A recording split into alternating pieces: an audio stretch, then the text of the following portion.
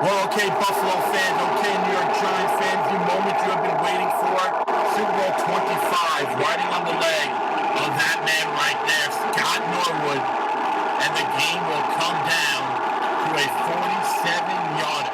Well, the last time that a Super Bowl was won on a field goal was Super Bowl V for the Baltimore Colts.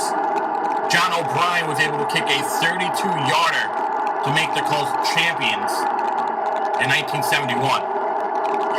Here's the snap. Good hold. The kick is up in it. Just wide right. And I think it has been deflected by a sausage.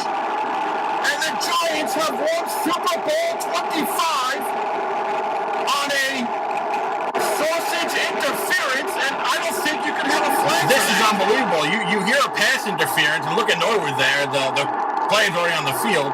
Poor Martin Levy.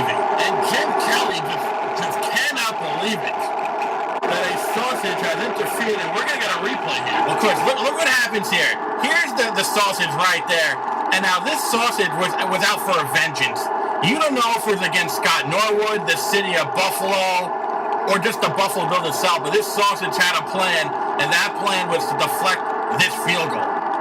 And this is just terrible for the city of Buffalo. You just hope this does not come back and, call it a curse for the Buffalo Bills.